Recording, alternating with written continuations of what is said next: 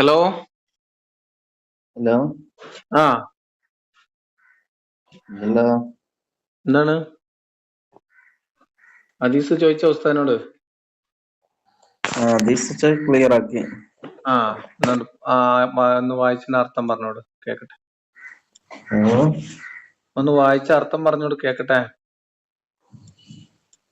ഉസ്താദ് ക്ലിയർ ആക്കി തന്ന അർത്ഥം പറഞ്ഞോട്. അയാള് ഇതില് സെൻഡ് ചെയ്തിട്ടില്ല. മനസ്സിലായില്ല? ഇതില് സെൻഡ് ചെയ്തിട്ടില്ല. ആര് ചോദിച്ചിട്ടുള്ളൂ. ആരോട് ചോദിച്ചേ? ഉസ്താദോടന്നെ ചോദിച്ചോ? ഉസ്താദ് പറഞ്ഞെന്നാ? നാൾക്ക് പറഞ്ഞെന്താണ് പറഞ്ഞോട് കേക്കട്ടെ. രാത്രി പറഞ്ഞുതരാം. രാത്രി പറഞ്ഞുതരാന്ന് പറയാനാണ് ഇപ്പൊ എന്നെ വിളിച്ചേ? ശരി, എന്നായിക്കോട്ടെ, രാത്രി വിളിക്കേ. കുറച്ച് കാര്യം കൂടി ചോദിക്കാനുണ്ടായിരുന്നു. ഇല്ല, ആദ്യം അത് തീരട്ടെ. ഒരു കാര്യം നമ്മൾ ഓരോന്ന് തീർത്ത് പോവാ കേട്ടോ. അങ്ങനെ തെറി വിളിക്കുന്നത് സുന്നത്തുണ്ടോ ഹദീസിലുണ്ടോ? അതാണ് ഇപ്പൊ നമ്മൾ ഒന്നാമത്തെ പോയിന്റ്. ഹദീസിലും സുന്നത്തിലും കഴിഞ്ഞ് ഖുർആനൊക്കെ നോക്കിയിട്ടേ നിങ്ങൾ ഈ ഒന്ന് പറഞ്ഞ രണ്ടാമത്തിന് ആളുകളെ തെറി വിളിക്കുന്നതിന്റെ മനഃശാസ്ത്രം എന്താണ്? അത് ഒരാളല്ല, എല്ലാരും. മനസ്സിലായോ?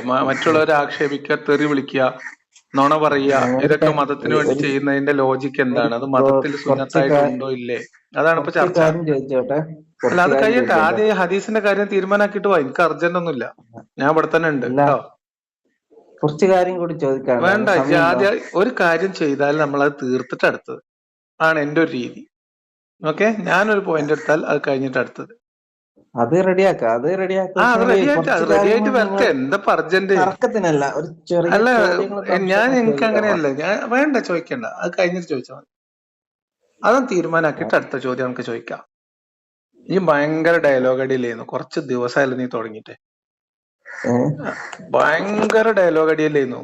എനിക്ക് അയാള് സംസാരിക്കാനും പോയി ഇരിക്കാനും സമയം കിട്ടേറ്റ. എന്തിന്? സമയം ഉണ്ടാകുമ്പോ മതി. ഈ സമയമില്ലാത്ത സമയത്ത് ഇങ്ങനെ മെസ്സേജ് അയച്ചുകൊണ്ടിരിക്കും. ഞാൻ അവിടെയുള്ള കുട്ടികളായിട്ട് ബന്ധപ്പെട്ടിട്ടുള്ള അവിടെ പോയി ഇരുന്ന് അവരെ കണ്ട് ഒരു തെറിവിളി ഹദീസ്, വലിയ ഹദീസാണ് പറഞ്ഞവരെ, വലിയ ഹദീസാണ്. ഹുദൈബിയ സന്ധ്യയായി ബന്ധപ്പെട്ട് നടന്ന ഒരു സംഭവങ്ങൾ വിശദമായി വിവരിക്കുന്ന ഹദീസാണ്. അപ്പോ അതിന്റെ ഇടയിലാണ് ഈ സാധനം. ഓക്കെ, അപ്പൊ തെറി വിളിക്കുന്നതിന്റെ തെളിവ് ഹദീസിലുണ്ട്. ഖുർആനിൽ അല്ലാഹു തെറി വിളിച്ചിട്ടുണ്ട്. നിങ്ങൾ ബന്ധപ്പെട്ടത് നിങ്ങൾ മതി, പതിയെ മതിന്നേ. കുട്ടികൾ പറഞ്ഞു തന്നാ നിങ്ങൾ പറഞ്ഞായിട്ട് ഒരു ബന്ധമില്ലത്. അത് നിങ്ങൾ കുട്ടികൾ പറഞ്ഞത് നിങ്ങൾ ഉംസുസ് ബല്ലറുല്ലാത്തിന്റെ അർത്ഥം അങ്ങനെ ഒരു ഹദീസ് ഉണ്ടല്ലോ അല്ലെ? ഹദീസ് ഉള്ളതല്ലേ അത്? കുട്ടികളും പറഞ്ഞ വലിയൊരു ഹദീസ. അതിന്റെ വിശദീകരണം എന്ന് വെച്ചാല് ഒരു യുദ്ധഘട്ടം. അല്ല, ഹദീസ് യുദ്ധ സന്ദർഭം ഒന്നും അല്ല. അത് വെറുതെ തള്ളി മറിക്കണ്ട. കുട്ടികൾക്കൊന്നും അറിയണ്ടാവില്ല. ഉസ്താദിനോട് ചോദിക്കുക. നിങ്ങൾക്ക് ഞാൻ ഹൈലൈറ്റ് ചെയ്ത് കാണിച്ചെന്നല്ല വാക്ക്, അതിന്റെ അർത്ഥം കൂടി ചോദിച്ചാൽ മതിയല്ലോ അവളോട്. ഇങ്ങനെ പറഞ്ഞപ്പോൾ അവര് ദേവികളായ സംഭവം പറഞ്ഞപ്പോ പ്രവാചകനെ ആക്ഷേപിച്ച് പറഞ്ഞപ്പോ എന്താക്കുന്നത് പിന്നെ അബൂബക്കറുള്ളവന് അന്നേരം കൊടുത്ത മറുപടിയാണ്. അയാളത്ത് പോയി ഇരുന്ന് സംസാരിച്ചത് ക്ലിയർ ആവണം. അല്ല, നിങ്ങൾ ഇത്രയൊക്കെ പറയാൻ അറിയണ കുട്ടികൾക്ക് ഉംസുസ് ബല്ലറും ഇല്ലാത്തെന്ന് പറഞ്ഞാൽ എന്താന്ന് അറിയില്ലേ? അബൂബക്കർ ഉർവനോട് പറഞ്ഞതാണത്. അത് അതിന്റെ സന്ദർഭമുണ്ട്. അത് സന്ദർഭമല്ല ഞാൻ ചോദിച്ചേ. സന്ദർഭമല്ല സുഹൃത്തെ, സന്ദർഭമല്ല. വാക്കിന്റെ അർത്ഥമാണ് ചോദിച്ചത്. അബൂബക്കർ എന്താണ് പറഞ്ഞത്? ഞാൻ ചോദിച്ചോട്ടെ, അബൂബക്കർ എന്താണ് പറഞ്ഞത്? നിങ്ങൾ അത് പറഞ്ഞിട്ട് അടുത്ത സ്റ്റെപ്പ് ഉള്ളൂ നമ്മളെ. പിന്നെ ഒന്ന് പറഞ്ഞ് രണ്ടാമത്തിന് ഉമ്മാന്റെയും വാപ്പാന്റെയും ലിംഗത്തിന് പറയുന്ന ഇടപാട് അബൂബക്കർ ചെയ്തിട്ടുണ്ടോ ഇല്ലേ? ഇതാണ് ചോദ്യം. അത് കുട്ടികൾ പറഞ്ഞ സംഭവം എന്നാ. അത് പിന്നെ അവിടെ പ്രവാചകൻ സല്ലല്ലാഹു അലൈഹി വസല്ലമയെ പിന്നെ യുദ്ധത്തിൽ വന്നപ്പോ നിങ്ങൾ യുദ്ധത്തിന് പിന്തിരിഞ്ഞോട്, നിങ്ങൾ പേടിക്കൊണ്ടന്മാരാന്ന് മുസ്ലിങ്ങളെ കുറിച്ച് മൊത്തം ആക്ഷേപിച്ചുതരാം. അതുപോലെ പിന്നെ അന്നത്തെ കാലത്ത് ഓലെ ദേവികളായി അംഗീകരിക്കുന്ന പറഞ്ഞ വാക്കിന്റെ അർത്ഥം എന്താണ് പൊന്നാരന്റെ അഫ്സൽ? അവര് അങ്ങോട്ട് കൊടുത്ത മറുപടിയാണ് എന്താണ്? അബൂബക്കറുള്ളവന് അങ്ങോട്ട് കൊടുത്തത് നിങ്ങൾ ദേവികളായിരിക്കും എന്ന വാക്ക് തുടങ്ങുന്നത്. അതില് പ്രയോഗിച്ചിരുന്നത് തെറി പറഞ്ഞ തെറി പറഞ്ഞപ്പോ അതിന് പ്രതികരിച്ചു എന്നുള്ളതിന്റെ അകത്ത് തെറി നിങ്ങൾ പറഞ്ഞിട്ടില്ല, പറയുന്നത് വലിയൊരു പ്രവാചകന്റെ തെറി ഹദീസ് പറഞ്ഞിട്ടില്ല. അതിനെപ്പറ്റി. ഇല്ല. നിങ്ങൾ ആ ഹദീസ് വായിച്ചാല് ഉറുവ എത്രയും മാന്യമായിട്ടാണ് ഉറുവ രംഗത്തേക്ക് വരുന്നത് പോലും വളരെ മാന്യമായ അള്ളാഹുവിനെ ഒരു കുറിച്ച് ആവശ്യത്തിനാണ്. പറഞ്ഞപ്പോ അത് നിങ്ങൾ ദേവികളായിരിക്കും ഇല്ല, അങ്ങനെ എന്നുള്ളൊരു പറഞ്ഞിട്ടില്ല. വാക്ക് അള്ളാഹുവിനെ കുറിച്ച് പറഞ്ഞിട്ടില്ല. അങ്ങനെ നോണ പറയരുത്. പ്രതികരിച്ചു എന്നുള്ള അല്ല, ഈ ഹദീസിന്റെ ഉദ്ദേശം. ഒന്നേ നിങ്ങൾ നോണ പറയുന്നു, അല്ലെങ്കിൽ നിങ്ങളോട് പറഞ്ഞ കുട്ടികൾ നോണ പറയുന്നു. അത് ഓരോ സംസാരിച്ചാൽ ക്ലിയർ ആവും. നിങ്ങൾ ആ വാക്കിന്റെ അർത്ഥം ചോദിച്ചൂടെ ചൊങ്ങാതിയെ? എന്താണ് ആ പറഞ്ഞത്? അബൂബക്കർ എന്താണ് ആ പറഞ്ഞത്? ഇതന്നെയല്ലേ ഒന്ന് പറഞ്ഞ് രണ്ടാമത്തേനും കാക്കാരും താത്താരും നമ്മളെ വിളിച്ചു പറയണേ? ഈ മൗലിയന്മാരൊക്കെ വിളിച്ചത് എന്റെ അമ്മാന്റെ എന്ന് പറയുന്നത് തന്നെയല്ലേ ആ സാധനം? അത് നിങ്ങൾ പറഞ്ഞാ മതി. അബൂബക്കർ മുഹമ്മദിന്റെ മുന്നിൽ വെച്ചിട്ടാണ് ചോദിക്കുന്നത്. ഇനി മുഹമ്മദ് വാപ്പാന്റെ ലിംഗം പോയി കടിക്കട എന്നൊരാളോട് പറഞ്ഞതും വേറൊരു സഹാബി അത് സുന്നത്ത് പോലെ ആചരിക്കുന്നതും ഹദീസിലുണ്ട്.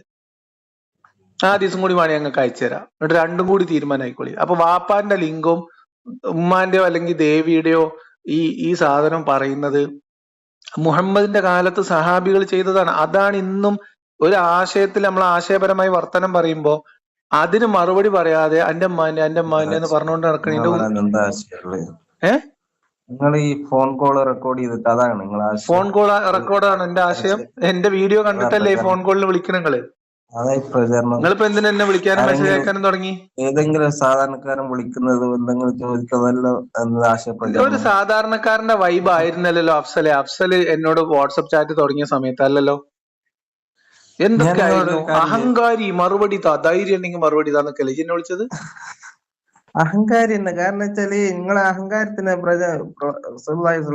ഒരു കാര്യം ബോധ്യപ്പെട്ട് എത്ര സത്യകൃത്യമായിട്ട് പറഞ്ഞെടുത്തത് അംഗീകരിക്കാൻ തയ്യാറില്ല. എന്ത് സത്യമാണ്? പറ. എനിക്ക് ബോധ്യപ്പെട്ടിട്ട് ഞാൻ അംഗീകരിക്കാത്ത ഒരു സത്യം കൊടുത്ത നിർവചനം അത് എന്ത്? കാരണം വെച്ചാല് നിങ്ങൾക്ക് സംശയമുള്ള കാര്യം ഇത് തന്നെയാണെങ്കിൽ നിങ്ങളെ പണ്ടപ്പോ യുക്തിവാദികളൊക്കെ അംഗീകരിക്കണം. അത്ര ഞാൻ ചോദിക്കുന്നത് എന്താണ് മറുപടി എഴുതുന്നുണ്ട് ഇസ്ലാമിക പണ്ഡിതന്മാർ. എന്ത് തെളിവുകൾ കൊണ്ടുവന്നാലും അതിന് കുതിർത്ത് തർക്കിച്ചിട്ട് പിന്നെ ഇതാക്കിയിട്ടാണ് നിങ്ങൾ ബോധ്യപ്പെട്ടാലും നിങ്ങൾക്ക് എന്താക്കണം, അത് കൂടെ തർക്കിച്ചിട്ട് അതിനെ ഇങ്ങനെ വക്കീകരിച്ചിട്ട് കാണിച്ചാൽ നിങ്ങൾ അംഗീകരിക്കാൻ തയ്യാറാവും. എനിക്ക് ബോധ്യപ്പെട്ടിട്ട് ഞാൻ അംഗീകരിക്കാത്തത് എന്ന് നിങ്ങൾക്ക് തോന്നുന്ന കാര്യം എന്താണ്? അഹങ്കാരത്തിനുള്ള നിർവചനം കൊടുത്തപ്പോ അത് നിങ്ങൾക്ക് എന്തൊരു കഷ്ടം. നിങ്ങൾ ഇങ്ങനെ ഇന്നലെ വിളിച്ച ഉസ്താദിനെ പോലെ ആയാലെങ്ങനെ? നിങ്ങളൊരു AP ഉസ്താദിന്റെ പോലെ ആയാലെങ്ങനെ ശരിയാവുക? ഞാൻ വിചാരിക്കുന്നത് നിങ്ങളൊരു സലഫി ധാരയിലാന്നാണ്. ആണോ? സെൽഫി ധാരയിലാണ്. അങ്ങനെയാണ് നിങ്ങൾ AP ഉസ്താദിന്റെ കുട്ടികൾ മറുപടി വരണ പോലത്തെ ചീഞ്ഞളിഞ്ഞ രീതി ഉപയോഗിക്കരുത്. സ്ട്രൈറ്റ് ടു ദ പോയിന്റ് നിങ്ങൾ പറയും. എന്നെ സംബന്ധിച്ച് ബോധ്യപ്പെട്ടിട്ടും അങ്ങനല്ല പറയട്ടെ.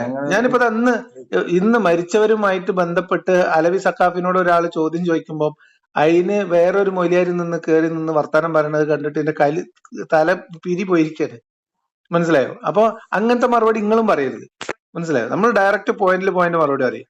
ഞാൻ ചോദിക്കുന്നത് എനിക്ക് പൂർണ്ണമായി ബോധ്യപ്പെട്ടിട്ടും ഞാൻ അംഗീകരിക്കാതിരിക്കുന്നതാണ് എന്ന് നിങ്ങൾക്ക് തോന്നുന്ന ഒരു പോയിന്റ് എന്താ? അംഗീകരിക്കില്ല. അങ്ങനെ അംഗീകരിക്കലാണെങ്കിൽ അങ്ങനത്തെ ഒരു പോയിന്റ് എനിക്ക് ബോധ്യപ്പെട്ടതിന് ശേഷം ഞാൻ അംഗീകരിക്കാത്തതാണ് എന്ന് നിങ്ങൾക്ക് തോന്നുന്ന ഒരു കാര്യം പറയും. നിങ്ങൾ ബഹളം വെക്കല്ലേ? ഞാൻ നിങ്ങളോട് വളരെ സ്ട്രൈറ്റ് ഫോർവേഡ് ആയിട്ട് ചോദിക്കണേ, എനിക്ക് പൂർണ്ണമായിട്ട് ബോധ്യപ്പെട്ടിട്ടും ഞാൻ അംഗീകരിക്കാത്തതാണ് എന്ന് നിങ്ങൾക്ക് തോന്നുന്ന ഒരു പോയിന്റ് എന്താണ്? ഏകദേശം യുക്തിവാദികൾക്ക് ഇസ്ലാം പ്രബോധകന്മാർ മറുപടി കൊടുക്കുന്നത് ഞാൻ വളരെ ക്ലിയർ ആയിട്ട് ഞാൻ നിങ്ങളോട് എത്ര സിമ്പിൾ ആയിട്ട് ചോദിക്കുന്നത്. ഖുറാനൊക്കെ അത് അംഗീകരിക്കൂല. നിങ്ങൾ എന്റെ സമയം കളയരുത്. ഖുർആനിൽ ഞാൻ ഈ പറഞ്ഞ ഹദീസ് അതിലുണ്ടോ ഇല്ലേ? ഹദീസ് ഉണ്ട്. പിന്നെ അതിന്റെ അർത്ഥങ്ങൾ പറയണില്ല, പോട്ടെ. നീ ലാത്തയുടെ ക്രിസരി പോയി ഉറിഞ്ച് എന്നാണ് മലയാളത്തിൽ എഴുതി വെച്ചിരുന്നത് ഹദീസില്. ഇങ്ങത്തുണ്ട് ഹദീസ് മലയാളത്തിൽ എഴുതി വെച്ചത്. എന്റെ ഉമ്മാന്റെ എന്ന് പറയണതിന്റെ വേറെ അവരുടെ ദേവിയെ ചേർത്ത് ഇതേ സാധനം പറയുന്ന സംസ്കാരം എവിടുന്ന് കിട്ടിയെന്നാണ് ഞാൻ ചോദിച്ചത്. അതാണ് ഹദീസിലുള്ളത് നിങ്ങൾക്ക് തന്നത്.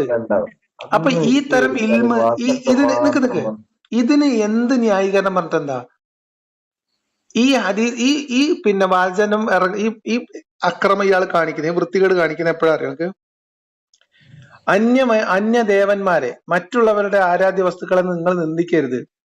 നിങ്ങൾ അങ്ങനെ ചെയ്താൽ അവർ നമ്മളെയും ചെയ്യും, അവർ എന്നെയും നിന്ദിക്കും എന്ന് അള്ളാഹ് ആയത്തിറങ്ങിയിട്ട് പിന്നെ 5-6 കൊല്ലം കഴിഞ്ഞിട്ട്.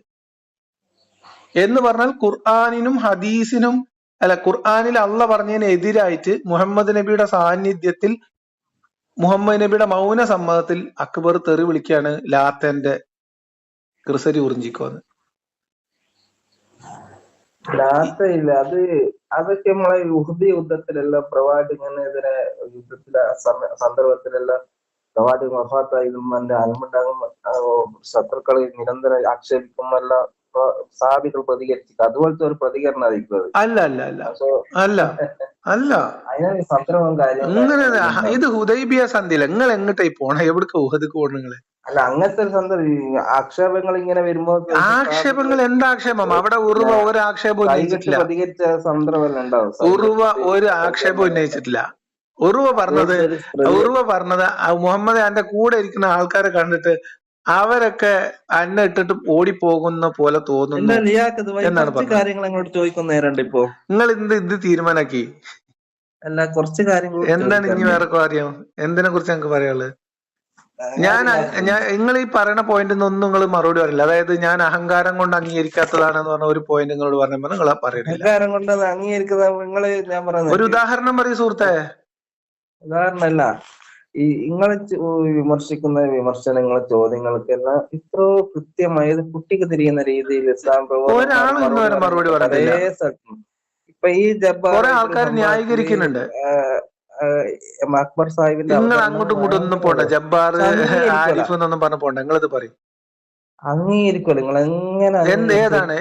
ഏതാണ് അംഗീകരിക്കാത്തത്? നിങ്ങൾ എന്നോട് പറയും. ഞാൻ അഹങ്കാരം കൊണ്ടാണ് അംഗീകരിക്കാത്തതെന്ന് നിങ്ങൾക്ക് തോന്നിയ ഒരു പോയിന്റ് നിഷേധിച്ചിട്ട് അതിന് തർക്കമായിട്ട് അങ്ങനത്തെ ആളുകൾ നിങ്ങളൊരു പോയിന്റ് പറയും.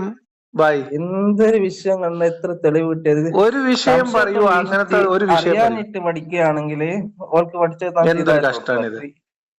നിങ്ങൾ എ പി കുട്ടികളെക്കാളും കഷ്ടമായാലും എങ്ങനെ? നിങ്ങൾ ഒരു പോയിന്റ് പറയൂ. അങ്ങനത്തെ ഒരു പോയിന്റ്, അങ്ങനെ നിങ്ങൾക്ക് തോന്നിയ ഒരു വിഷയം. പഠിച്ചോൻ തന്നെ ഇറങ്ങി വന്നിട്ട് ഞാനാ പഠിച്ചോ എന്നുള്ള തെളിവ് കൊണ്ടാണ്. പഠിച്ചോന്റെ തെളിവ് നമ്മൾ ചോദിക്കാറേ ഇല്ലല്ലോ. പടച്ചോന്റെ തെളിവ് നമ്മളെ സംബന്ധിച്ച് പ്രശ്നമേ അല്ല. പടച്ചോൻ മനുഷ്യർക്ക് അവർക്ക് ഇത് കിട്ടുമെന്ന് പരലോകത്ത്. നിങ്ങൾ എന്തൊരു കഷ്ടം. നിങ്ങൾ എന്താ ഒരു സ്വർഗം മുമ്പ് കാണുമ്പോ അവരുടെ വിലാപം അത് ആ സമയത്ത് അവർ വിശ്വസിക്കും. ഏത് മരിച്ചു എന്നിട്ടോ? അതോ മരണം മുന്നിൽ കാണുമ്പോഴോ? മരണം മുമ്പ് കാണുന്നില്ല. മരണം തൊണ്ടക്കുഴിയിൽ എത്തുമ്പോഴാണ് മനസ്സിലാവുന്ന അവസ്ഥയെ കുറിച്ച് നരകത്ത് മുമ്പ് കാണുമ്പോ പഠിച്ചതിന് ചോദ്യം ഇത് നിങ്ങൾക്ക് മായാചാരമായിട്ട് തോന്നുന്നുണ്ടോ? നിങ്ങള് നരകത്തിനൊന്നും പറഞ്ഞ പേടിപ്പിക്കല്ലേ? എനിക്ക് പേടിയാണ്. അങ്ങനത്തെ ഒരു സന്ദർഭം വന്നാൽ അതുവരെ എന്താ അങ്ങനെ പറഞ്ഞ് പേടിപ്പിച്ചാലും എങ്ങനെ തെളിവ് കൊടുത്താലും നിങ്ങളൊരു കാര്യം ചോദിക്കുമ്പോ നമുക്ക് ഇവിടെ ഈ ഭൂമിയിൽ ഇപ്പൊ നമ്മൾ ജീവനോടെ ഉയിരോടെ ബോധത്തോടെ ഇരിക്കുമ്പോ ഒരു കാര്യം പറഞ്ഞുതരും. നിങ്ങൾ അപ്പൊ നരകത്തേക്ക് പോണെന്തിനാ? അല്ല, അവിശ്വാസികളെ കുറിച്ച് പഠിച്ചോൻ പറഞ്ഞത് നമ്മൾ അംഗീകരിക്കില്ലല്ലോ. അതല്ലേ പ്രശ്നം. ഞാൻ ചോദിക്കുന്നത് അങ്ങനെ അംഗീകരിക്കാത്തത് അഹങ്കാരം കൊണ്ടാണെന്ന് നിങ്ങൾക്ക് തോന്നിയ ഒരു പോയിന്റ്. പൂർണ്ണമായിട്ട് അഹങ്കാരം. ഒരെണ്ണം പറയൂ, ഒരു ഉദാഹരണം. അതായത് നിങ്ങൾക്ക് നമ്മളൊരു വിമർശനം ഉന്നയിച്ചു. ഒരു മിനിറ്റ്. സത്യം പറഞ്ഞു കൊടുത്തു. മുഹമ്മദ് നബി അള്ളാഹുവിന്റെ പ്രവാചകന. അള്ളാഹു എന്ന് പറയുന്നത് നമ്മൾ പൊതുവിൽ ദൈവത്തിനാണ് പേര് കൊടുക്കുക. ആകെ ദൈവമാണ് അള്ളാഹു എന്നുള്ളതുകൊണ്ട് ഉദ്ദേശിക്കുന്നതെന്ന് സങ്കല്പിച്ചാൽ പോലും മുഹമ്മദ് ദൈവം നിയോഗിച്ച പ്രവാചകനാണെന്ന് ഒരു തെളിവില്ല. എനിക്ക് ബോധ്യപ്പെട്ടിട്ടില്ല. നിങ്ങൾ പറഞ്ഞത് എനിക്ക് അഹങ്കാരം കൊണ്ടാണോ? അത് തെളിവില്ലാത്തോണ്ടാണ്. ആ പറഞ്ഞു കൂട്ടിയതും ദൈവത്തിന്റെ വചനം എന്ന് പറഞ്ഞു കൂട്ടിയതിലാണ് വേറൊരാളെ തന്തക്ക് വിളിക്കുന്നത്. പിഴച്ചു പറ്റുമെന്നൊക്കെ പറയണേ. എളാപ്പാനെ പ്രാകുക, അല്ല മൂത്താപ്പാനെ പ്രാകുക. ഇതൊക്കെയാണ് ഒരു ദൈവത്തിന്റെ വചനം. മൂത്താപ്പാനെ പ്രാകുക, എന്നിട്ട് വേറുള്ള ആൾക്കാരെ തന്തക്ക് വിളിക്കുക. ഒരാളുടെ മൂക്ക് നീണ്ടവൻ എന്നൊക്കെ പറഞ്ഞ ആളെ കളിയാക്കുക. ഇതൊക്കെ ഒരു ദൈവം ചെയ്യോ?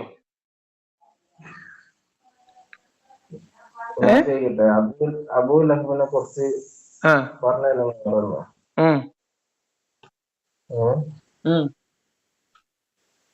അബൂലഹബിനെ കുറിച്ച് പറഞ്ഞിട്ട് അയാൾ ഇസ്ലാം സ്വീകരിച്ചില്ല, അതുകൊണ്ടല്ല മരിച്ചത്. എങ്ങനെ മരിച്ച ആള്?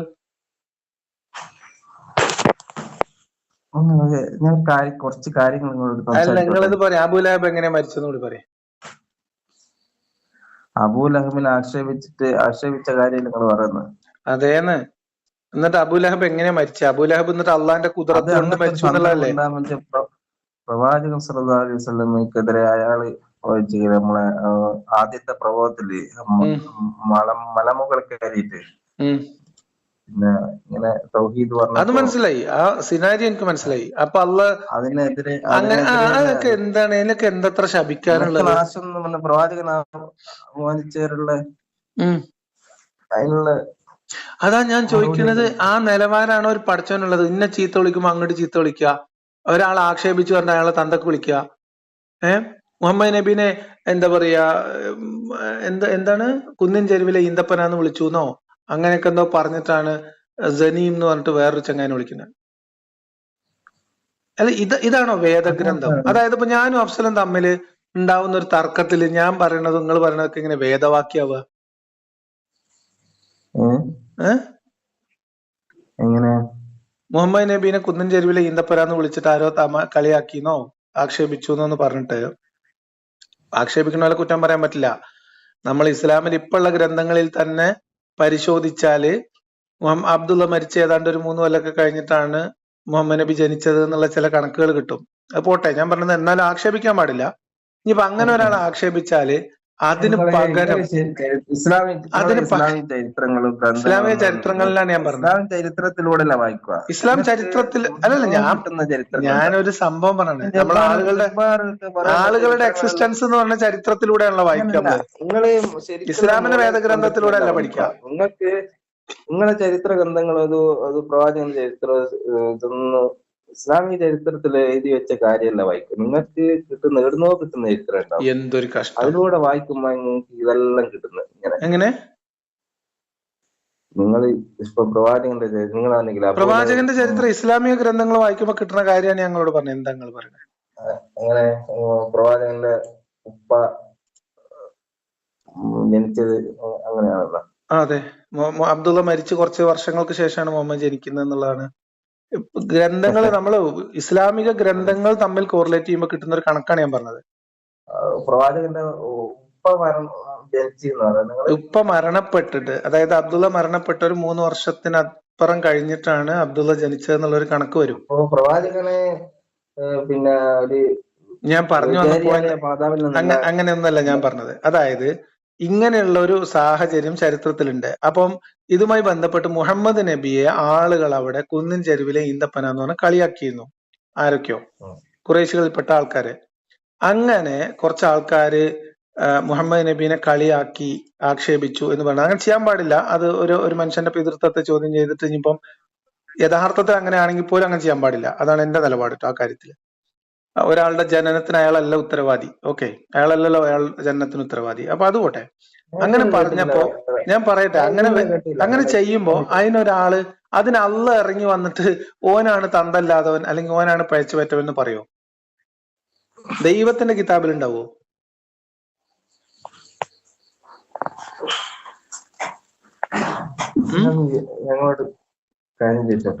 അല്ല, ഇത് പറയുങ്ങള് അങ്ങനെ ഒരു ഖുർആനിൽ അള്ള പറയോ തന്തല്ലാത്തവനെ എന്ന് വിളിക്കുവോ ആരെങ്കിലും? ഞാൻ ഖുർആൻ ദൈവിക എന്താണെന്ന് പൂർണ്ണമായിട്ട് മനസ്സിലാക്കുന്ന അങ്ങനെ നിങ്ങൾ വിചാരിക്കുന്ന ദൈവം ഒരു മനുഷ്യൻ ഉണ്ടാക്കാൻ പറ്റാത്ത രീതിയിലുള്ള ഇതന്നെ. അത് മാത്രല്ല, എങ്ങനെ നിങ്ങൾ ആക്ഷേപിക്കുന്നതാണെങ്കിൽ ഒരു 24 വർഷം കൊണ്ട് ഒരു ഗ്രന്ഥത്തിന് ഇത്ര മാറ്റം മനുഷ്യന്മാർ ഞാൻ വെറുതെ പറയല്ലോ. 68:13 സൂറത്തുൽ കലമിലെ ആയത്ത് 13 വായിച്ചത് കേവലം പ്രവാചകൻ ഉണ്ടാക്കിയ ഒരു വചനാണെങ്കിൽ 23 വർഷം കൊണ്ട് ലോകത്ത് ഇത്രയേറെ സ്വാധീനിച്ച ഇത്ര വലിയ ഇപ്പോ ഇങ്ങനെ മനുഷ്യന്മാരെ പരിവർത്തിച്ചു കൊടുക്കുന്ന ഗ്രന്ഥത്തിൽ ഏത് മനുഷ്യന്മാരെ ഇത്ര ഗ്രന്ഥങ്ങൾ പറഞ്ഞോണ്ടിരിക്കുന്നത്? ഏത് മനുഷ്യനെയാണ് ഖുർആൻ പരിവർത്തിപ്പിച്ചത് ഈ കാലഘട്ടത്തിൽ? ഖുർആനെതിരെ അതിശക്തമായ വിമർശനമായിട്ട് വന്ന പുസ്തകം എഴുതിയ ഓനെ പോലും ഖുർആൻ മാറ്റിയെടുത്തിട്ട് വിശ്വാസിയായി മാറ്റുന്നു. ഇപ്പൊ ലോകത്ത് നടന്നുകൊണ്ടിരിക്കുന്ന നമ്മൾ കണ്ണു മുമ്പ് കാണുന്നവർ ഇങ്ങനെ ഒരു ഗ്രന്ഥം മനുഷ്യന്റെ മനസ്സിന് സ്വാധീനിക്കുന്നാവോ?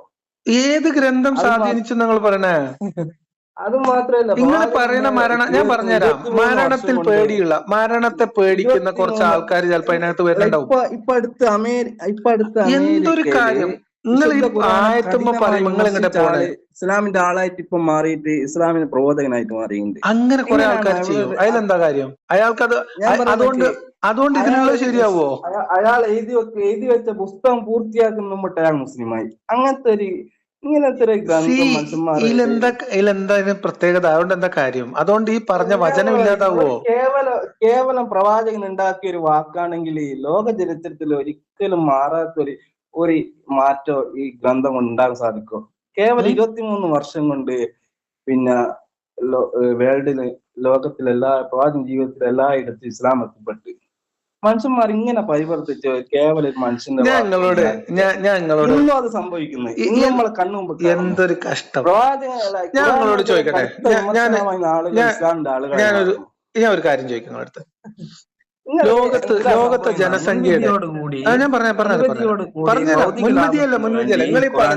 നിങ്ങൾ ഈ പറഞ്ഞതാണ് മാനദണ്ഡമെങ്കിൽ കിട്ടുന്ന വാക്കുകൾ കൊണ്ട് സത്യം ഞാൻ പറയട്ടെ നിങ്ങൾ ഈ പറയുന്നതാണ് മാനദണ്ഡമെങ്കിൽ ഒരുപാട് പുതിയ ആളുകൾ നിങ്ങളൊരു ഖുർആൻ വചനം പറഞ്ഞപ്പോ ഇങ്ങനെ അസ്വസ്ഥനായാലും എങ്ങനെ? എന്തൊരു കഷ്ടമാണ്. നമ്മൾ എത്ര സമാധാനത്തിൽ സംസാരിച്ചു, നമ്മൾ എത്ര വളരെ ബോധ്യപ്പെട്ടാലും അത് നിശ്ചയിച്ച് അതിന്റെ കൊയ്പ്പുകൾ നോക്കി അത് കൃത്യമായി പഠനത്തിന് വിധേയമാക്കാതെ അതിൻ്റെതായ എന്തൊരു കഷ്ടാണത്. ഞാൻ പഠിച്ചു പറയുന്ന കാര്യങ്ങളോട് നിങ്ങൾ പ്രതികരിക്കുന്നില്ല. ഒന്നും നിങ്ങൾക്ക് അറിയില്ല. അപ്പൊ നിങ്ങൾ ഉസ്താദിനോട് ചോദിക്കട്ടെ എന്ന് പറഞ്ഞിട്ട് പോയി. നിങ്ങൾ ഉസ്താദിനോട് ചോദിക്കാൻ പറ്റില്ല. നിങ്ങൾ മുത്തഅല്ലിമീങ്ങളോട് ചോദിച്ചു. ഞാൻ നിങ്ങളോട് വിശുദ്ധ ഗ്രന്ഥം എന്ന് പറയാൻ പറ്റൂല സുഹൃത്തെ. ഞാൻ നിങ്ങൾക്ക് ഒരു വചനം പറഞ്ഞുതരാം. ഒരു മിനിറ്റ്. ഖുർആൻ എന്താണെന്ന് മനസ്സിലാവാൻ നിങ്ങൾക്ക് ഒരൊറ്റ വചനം പറഞ്ഞുതരാം. 62-ാമത്തെ അധ്യായത്തിൽ 13-ാമത്തെ ഒരു വചനമുണ്ട്. എന്നാണ് പറഞ്ഞതിന്റെ അർത്ഥം. ഇപ്പൊ മലയാളത്തിലേക്ക് എഴുതുമ്പോ അത് ദുഷ്കീർത്തി നേടിയവനൊക്കെ വ്യാഖ്യാനിച്ചു എഴുതും. പക്ഷെ സനീം എന്ന് പറഞ്ഞാൽ ബാസ്റ്റഡ് എന്നാണ് അർത്ഥം, തന്തയില്ലാത്തവൻ എന്നാണ് അർത്ഥം. നിങ്ങൾക്ക് എന്താ സംഭവിക്കുന്ന?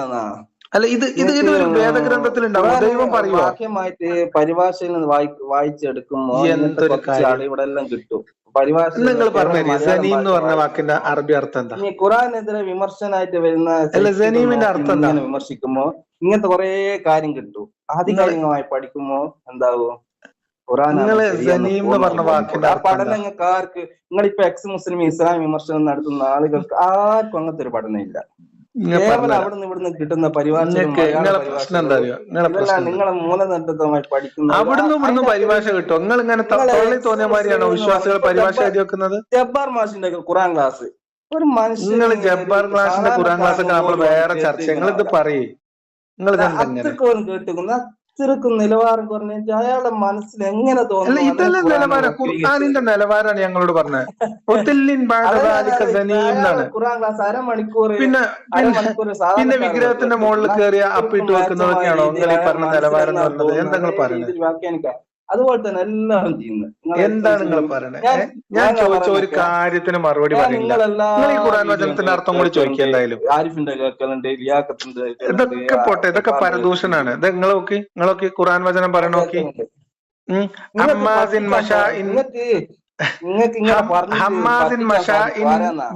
എന്നാണ് കുത്തുവാക്ക് പറയുന്നവന് ഏഷണി പരദൂഷണത്തിൽ കാര്യമില്ല സുഹൃത്തെ. ആരെ പറ്റിക്കൊനാവുന്ന സാധാരണക്കാർ കേവലം സ്വാധീനിക്കാവും. ലേശൊരു ഖുർആൻ വചനം പറ. ഒരു ഹദീസ് കൊണ്ട് അന്ന് പോയി, എന്നിട്ട് ഇപ്പൊ ഇന്ന് വന്നു. ഒരു ഖുർആൻ വചനം ചോദിച്ചപ്പോ നിങ്ങൾ ഇനി അവിടെ കിടന്നു ഉരുളാണ്. ഞാനോട് ചോദിക്കാം. നിങ്ങൾക്ക് ഇപ്പൊ ഇട്ടുതരാം. നിങ്ങൾക്ക് ഇപ്പൊ തന്നെ ഇട്ടുതരാം. നിങ്ങൾക്ക് ഞാൻ ഇപ്പൊ തന്നെ ഇട്ടുതരാം. പരിഭാഷയിൽ മാറ്റി എഴുതിയോണ്ട് കാര്യമില്ലല്ലോ പൊന്നാരന്റെ അഫ്സലെ. സംസാരിക്കാനാണ് കേൾക്കാൻ ഭയങ്കര എത്രയോ ആളുകളോട് എത്രയോ മണിക്കൂറുകൾ ഇരുന്ന് സംസാരിച്ചിട്ടുണ്ട്. നിങ്ങൾ ബഹളം ഉണ്ടാക്കിയിട്ട് കാര്യമില്ലല്ലോ. നിങ്ങളെ വോയിസ് ഒക്കെ ഞാൻ ഇപ്പോഴാണ് കേൾക്കുന്നുണ്ട്. ഒരു മിനിറ്റ് ഞാൻ കേട്ടിട്ടില്ല, വോയിസുകൾ കേട്ടിട്ടില്ല. പിന്നെ നിങ്ങൾ ഇത് പറയും. ഞാനിപ്പോ നിങ്ങൾക്ക് ഒരു ഖുർആൻ വചനം അയച്ചു തന്നിക്കണേ. എന്തായാലും നിങ്ങൾ ഉസ്താദിനോട് ചോദിക്കണേ, ഈ ഖുർആനിന് എന്തിനെങ്ങനെ തെറ്റിച്ചർത്ഥം എഴുതി വെക്കണേ ഇവര് പരിഭാഷയില്? ഉത്തില്ലിൻ ബഅദദാലിക സനീം എന്ന് പറഞ്ഞാൽ ദുഷ്കീർത്തി നേടിയവൻ എന്നാണ് കേവലം അർത്ഥം. പരിഭാഷ വായിച്ച അങ്ങനെ പരിഭാഷയിൽ നിങ്ങൾ തെറ്റിച്ചത്, ഞാൻ അറബിയ മലയാളം പറയണം നിങ്ങളോട്. വാക്കുകളൊന്നും ഞാൻ അങ്ങനെ പരിഭാഷയിൽ വളരെ വിശ്വസിക്കാൻ പറ്റില്ല, എല്ലാ പരിഭാഷയിലും വിശ്വസിക്കാൻ പറ്റില്ല. കാരണം സനീമിന് ദുഷ്കീർത്തി നേടിയവൻ എന്നൊക്കെയാണ് എഴുതി വെച്ചിരിക്കുന്നത്. അങ്ങനെയൊന്നും അല്ലല്ലോ. സനീം എന്ന് പറഞ്ഞാൽ തന്തയില്ലാത്തവൻ തന്നെയാണ്, അല്ലെങ്കിൽ പല തന്തൊക്കെ പറഞ്ഞവൻ എന്നുള്ള അർത്ഥത്തിലാണ്. നിങ്ങളിപ്പോ എനിക്ക് പറഞ്ഞ ഒറ്റ ഹദീസ് നിങ്ങൾ നാദായത്ത് വരുന്നാണെങ്കിൽ ഒരുപാട് എന്തിന് ഉംസുസ് വളറില്ലാത്തെന്ന് അർത്ഥം വെക്കാൻ നാദാർത്ഥം ഹദീസിന്റെ ഹദീസിന്റെ ഒന്നും നമുക്ക് ചോദിക്കല. ഹദീസ് സുഹൃത്തെ നിങ്ങൾ എല്ലാ സംശയം തീരും.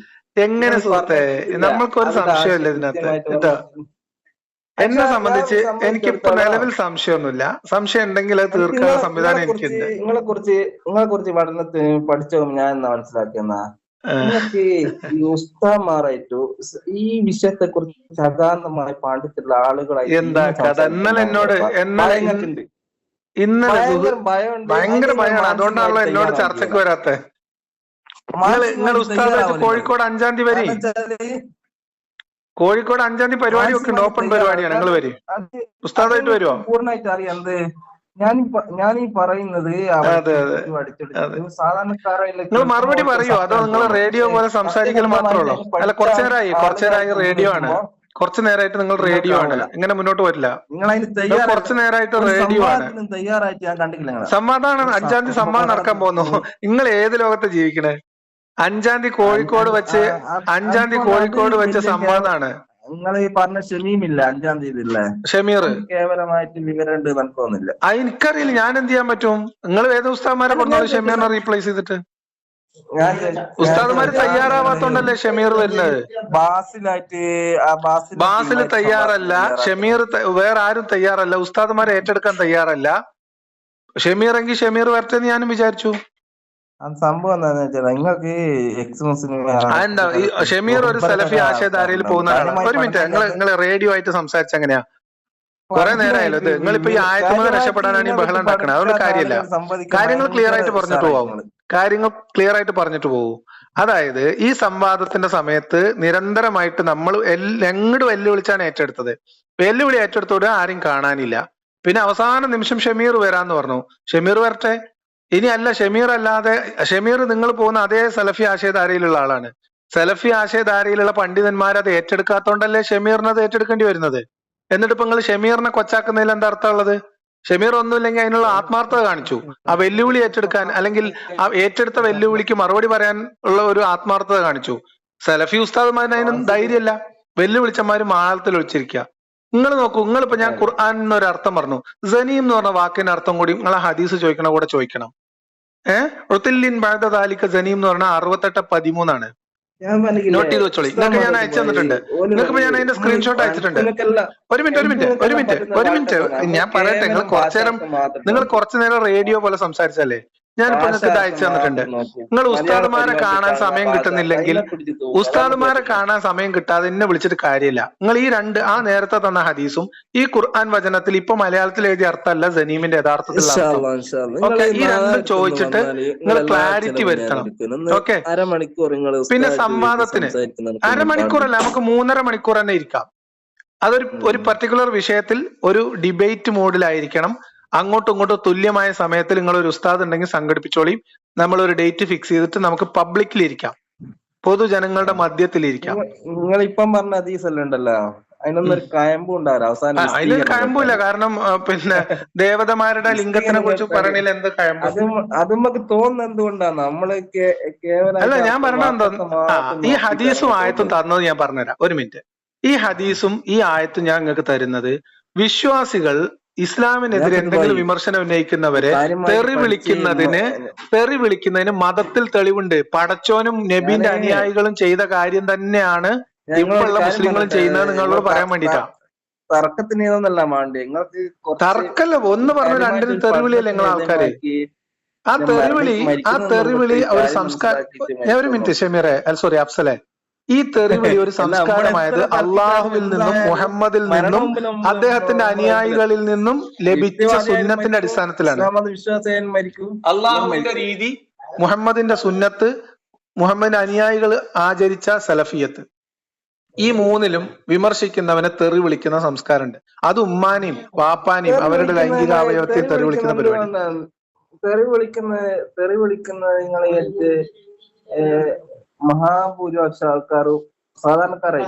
സാധാരണക്കാരനായാലും അല്ലെങ്കിൽ അബൂബക്കർ സാധാരണക്കാരനാ? അബൂബക്കർ ഈ ഹദീസെല്ലാം കൊണ്ടുവരാം. നിങ്ങളെ തെറി വിളിക്കുന്ന അല്ല, അബൂബക്കർ സാധാരണക്കാരനാ? ആൾക്കാരും സാധാരണക്കാരായി. അബൂബക്കർ സിദ്ദീഖ് എന്ന് പറഞ്ഞ ആള് എന്നെ തെറി വിളിക്കുന്നതൊക്കെ അബൂബക്കറിന്റെ അനുയായികളാണ്, മുഹമ്മദിന്റെ അനുയായികളാണ്. അബൂബക്കറിനെ പോലെ അബൂബക്കറും ഉമറും ഒക്കെ എങ്ങനെ ജീവിച്ചോ അങ്ങനെ ജീവിക്കണം. ഒരു മിനിറ്റ്, അബൂബക്കർ ഉമറും ഉസ്മാനും അലിയും ഒക്കെ എങ്ങനെ ജീവിച്ചോ, അബൂബക്കറും അലിയും ഉമറും ഉസ്മാനും ഒക്കെ എങ്ങനെ ജീവിച്ചോ അതേപോലെ ജീവിക്കണം എന്ന് വിചാരിക്കുന്നവരല്ലേ സലഫികൾ? അങ്ങനെ സന്ദർഭം ഉണ്ടായിട്ടുണ്ട്. കാരണം ഉഹദ് യുദ്ധത്തിൽ നിങ്ങൾ കണ്ടിട്ടില്ല, എന്ത് സന്ദർഭം? പ്രവാചകൻ മരണപ്പെട്ട് ആക്ഷോഭിക്കുന്ന സമയത്ത് പ്രവാചകൻ മരണപ്പെട്ടു എന്ന് ആരാക്ഷേപിച്ച് മരിച്ച പോലെ കിടക്ക് മിണ്ടാതെ കിടക്കുന്നു അലിനോട് പറഞ്ഞത് ആരാ? അല്ല, ഉമറിനോട് പറഞ്ഞത് കുന്നിൻ മുഹമ്മദ് നബി അല്ലേ പറഞ്ഞത്? മുഹമ്മദ് നബിയാണ് പറഞ്ഞത്. മുഹമ്മദ് നബിയാണ് മരിച്ച പോലെ കിടന്നത്.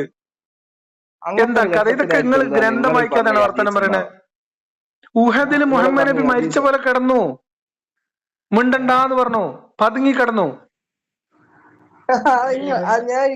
നിങ്ങൾക്ക് നിങ്ങൾ എവിടുന്ന് ചരിത്രം വായിച്ചിരിക്കണം? നിങ്ങൾ എവിടെ ചരിത്രം വായിച്ചു നിങ്ങൾ പറയണേ? ചരിത്രത്തെ പോലും നിങ്ങൾ എന്താക്കൂ? എന്ത് ചരിത്രത്തെ പോലും? ഇപ്പോ ജബ്ബാർ മുഹമ്മദിന് രക്ഷപ്പെടാൻ വേണ്ടി ഏഴ് അൻസാരികളാണ് കുരുതി കൊടുത്തത് അന്ന്. നിങ്ങള് ഇപ്പൊ ജബ്ബാറിന്റെ ഭാഷയിൽ അങ്ങനെ ബദറിൽ നിങ്ങൾ ജബ്ബാർ മാഷക്കുള്ളത് ജബ്ബാർ മാഷ് പറയുമ്പോ പറയും, എന്നോട് സംസാരിക്കും. നിങ്ങൾ എങ്ങനെ ഓടിപ്പോണേ ജബ്ബാർ മാഷ് ആരിഫ് എന്നൊക്കെ പറഞ്ഞു? ചരിത്രത്തെ ഇങ്ങോട്ട് വന്ന് ആക്രമണം നടത്തിയിട്ട് പ്രതിരോധിച്ച ബദറിനെ പോലും അങ്ങോട്ട് പോയി ആക്രമിച്ച രീതിയിലാണ് ജബ്ബാറിന്റെ അവതരണം. ഏത് ബദറാണ് ഇങ്ങോട്ട് വന്ന് ആക്രമിച്ചപ്പോ പ്രതിരോധിച്ചത്? ഇസ്ലാമിക ചരിത്രത്തെ പോലും നിങ്ങൾക്ക് തോന്നുന്ന രീതി. ബദർ എന്ന് പറയുന്നത് ശുദ്ധമായ കൊള്ളയായിരുന്നു. കൊള്ള ശ്രമത്തിൽ കൊള്ളക്കാരെയാണ് അവര് നേരിട്ടത്. കൊള്ള ഞാൻ പറഞ്ഞല്ല, ഗ്രന്ഥത്തിൽ എഴുതി വെച്ചത്. കൊള്ള ചെയ്യാൻ വേണ്ടി ഒരു കച്ചവട സംഘത്തിന്റെ കയ്യിലിരിക്കുന്ന സമ്പത്ത് ലക്ഷ്യമിട്ട് കൊള്ളയടിക്കാൻ പോയ ആൾക്കാരെ പിന്നെ അവരെന്താ പിടിച്ചുമ്പോ വെക്കും? എങ്ങനെ കൊള്ളയടിക്കാൻ പോവാ? കൊള്ളയടിക്കാൻ ആയുധം മക്കയില് അവിടെ പോയ അവിടുത്തെ എല്ലാം ഇട്ടേച്ചിട്ടാ ഇതറ വന്ന് സകല കാര്യവും സ്വന്തം സ്വത്തും ഇതെല്ലാം അത് ഒറ്റ ചോദ്യം ഞാൻ ചോദിക്കാൻ വേണ്ടിട്ട് അവരെ പോകുന്നത്. ഒറ്റ ചോദ്യം ചോദിക്കാം അഫ്സലിനോട്, ഒറ്റ ചോദ്യം. ഇതൊരു ഉടായ്പ വാദമാണ്, ഇതൊരു ഉടായ്പ വാദമാണ് എന്ന് പറയാൻ വേണ്ടി തെളിയിക്കാൻ തെളിവ് തരാം അഫ്സലെ തെളിവ് തരാം. കൊള്ള ചെയ്യാനാണ് പോയത്. ഓക്കെ, പറഞ്ഞു തരാം. സ്വന്തം കുടുംബമുണ്ട്. ഇങ്ങനെ ബഹളം വെച്ചാൽ എങ്ങനെ ശരിയാവുക? നിങ്ങൾ എന്തെങ്കിലും പേടിക്കണം? ഞാൻ എന്തെങ്കിലും ഒരു ഉത്തരം പറയുമ്പോ നിങ്ങൾ പേടിക്കണം? നിങ്ങൾ ചോദ്യം ചോദിക്കണല്ലേ? അല്ലെ നിങ്ങളൊരു നിങ്ങൾ കേട്ടോ, നിങ്ങൾ പറഞ്ഞു. നിങ്ങൾ ഈ പറഞ്ഞ വാദം ഉണ്ടല്ലോ, അതായത് ഉസ്താദുമാര് പുതിയതായിട്ട് ഇറക്കുന്ന ഉടായ്പ വാദമാണ്. അവിടെ സമ്പത്തൊക്കെ ഇട്ടേച്ചു പോന്നു. അപ്പൊ അതൊക്കെ അവർ ഈ കച്ചവട സംഘത്തിൽ ഉൾപ്പെടുത്തിയിരുന്നു. ഈ പറയട്ടെ സുഹൃത്തെ, അത് ശരി. അപ്പൊ അത് ചോദിച്ചു മേടിക്കാനാ പോയതെന്നാ അന്നൊരു ഉസ്താദ് പറഞ്ഞത്. എന്ത്? കച്ചവട സംഘത്തെ തിരിച്ചു നിർത്തിയിട്ട് ഞങ്ങൾ അവിടെ ഇട്ടു പോകുന്ന സ്വത്തിന്റെ അനുപാതം ഞങ്ങൾക്ക് തരണം. ഞാനൊന്ന് പറഞ്ഞു തീർക്കട്ടെ, ഞാൻ പറഞ്ഞു തീർക്കട്ടെ. ഞാൻ പറയട്ടെ, നിങ്ങൾ എന്തെങ്ങനെ ഇത് ഈ പറയുന്ന വാദം പൊളിക്കുന്ന ഒരു സാധനം ഇസ്ലാമിന്റെ ചരിത്രത്തിൽ ബദറിന് ശേഷം നടക്കുന്നുണ്ട്. ബദറിൽ ബന്ദികളാക്കി 70 ആളെ പിടിച്ചു, അതിൽ 2 ആളെ കൊന്നു. ബാക്കിയുള്ള ആളുകളെ മോചനദ്രവ്യം വാങ്ങി വിട്ടയക്കുന്ന പരിപാടി നടക്കുന്നുണ്ട്, ഇല്ലേ? നിങ്ങൾക്ക് അറിയില്ല അത്? ഉണ്ട്. എവിടെയെങ്കിലും ഈ 70 ആളെ വെച്ചിട്ട് ഞങ്ങൾ അവിടെ വിട്ടേച്ചു പോകുന്ന സമ്പത്ത് ഞങ്ങൾക്ക് തിരിച്ചു വേണം എന്ന് പറഞ്ഞ നിങ്ങൾ കേട്ടിട്ടുണ്ടോ? അല്ല, കേട്ടിട്ടുണ്ടോ? നിങ്ങൾ ചോദിച്ചതിന് സമാധാനം പറയും, ഇവരെ സമ്പത്ത് അവിടെ പെട്ട് കിടക്കുന്നു, ഇവരുടെ സമ്പത്ത് അവിടെ പെട്ട് കിടക്കുന്നു. ആ സമ്പത്ത് പറയട്ടെ സുഹൃത്തെ, അവിടെ സമ്പത്ത് പെട്ട് കിടക്കുന്നു. ആ സമ്പത്ത് പെട്ട് കിടക്കുന്ന സമ്പത്ത് തിരിച്ചെടുക്കാനുള്ള സംവിധാനം ഈ 70 ബന്ദികളെ വെച്ച് മുഹമ്മദ് നബി ചെയ്തിട്ടുണ്ടോ? ഇപ്പൊ നിങ്ങൾ പറഞ്ഞുകൊണ്ടിരുന്ന അങ്ങനൊന്നല്ല, ഓലെല്ലാം എടുത്തിട്ടാ പോയത്. അല്ല, നിങ്ങൾ ഇത് പറഞ്ഞാ മതി. അങ്ങനെ ഒരു ശ്രമം ഹദീസിലോ ഇസ്ലാമിക ചരിത്രത്തിലോ എവിടെയെങ്കിലും നിങ്ങൾ കണ്ടിട്ടുണ്ടോ? പിന്നെ ഹിജറ എങ്ങനെ നടന്ന്? അതില് നിങ്ങൾ ഇപ്പൊ പറഞ്ഞ വാദത്തിന് മറുപടി പറയാം സുഹൃത്തെ. നിങ്ങൾ ഇപ്പൊ പറഞ്ഞ ആശയം തെറ്റാണ് എന്ന് ഇസ്ലാമിന്റെ ചരിത്രത്തിൽ തെളിവുണ്ട്. അതാണ് ഇപ്പൊ നിങ്ങളോട് പറഞ്ഞത്. അതായത് ഇവരുടെ സമ്പത്ത് അവിടെ പെട്ട് കിടക്കുകയായിരുന്നു, അത് പിടിച്ചെടുക്കാനാണ് ശ്രമം നടത്തിയത്. അതെന്തായാലും അവർക്ക് സമ്പത്ത് കൊള്ളയടിക്കാൻ കിട്ടിയില്ല, അവർ രക്ഷപ്പെട്ടു പോയി. പകരം കുറച്ച് ബന്ദികളെ കയ്യിൽ കിട്ടി. എന്നാൽ ഈ ബന്ദികളെ വെച്ച് അവരെ നിലനിർത്തിക്കൊണ്ട് അതുമായി ബന്ധപ്പെട്ട ഒരു നെഗോസിയേഷൻ നടത്തി ആ സമ്പത്ത് അവിടുന്ന് തിരിച്ചെടുക്കാനുള്ള ശ്രമം മുഹമ്മദ് നടത്തുന്നുണ്ടോ ഇല്ലേ? അങ്ങനെ നടത്തിയിട്ടുണ്ടോ ഇല്ലയോന്ന് എനിക്ക് മനസ്സിലാക്കില്ല. ഞാൻ നിങ്ങളൊന്ന് ഉസ്താദിനോട് ചോദിക്കണം, ഉസ്താദിനോട് ചോദിക്കണം, ഉസ്താദിനോട് ചോദിക്കണം. ഒരു മിനിറ്റ്. ഈ ബന്ദികളെ പിടിച്ചതിന് ശേഷം ഇതൊക്കെ നിങ്ങൾക്ക് പറഞ്ഞുതരും, ഞാൻ ഒക്കെ പറഞ്ഞുതരാം, എല്ലാം പറഞ്ഞുതരും, എല്ലാത്തിനും തെളിവുണ്ട് നമ്മളത്. ഗ്രന്ഥത്തിൽ തെളിവില്ലാത്തതൊന്നും നമ്മൾ പറയില്ല. നിങ്ങൾ ഒഴിഞ്ഞു വിളിക്കും. നിങ്ങൾ ഈ ആയത്തും കൂടി ചോദിച്ചിട്ട് വിളിക്കണം കേട്ടോ. എല്ലാം വിളിക്കാം. ശരി.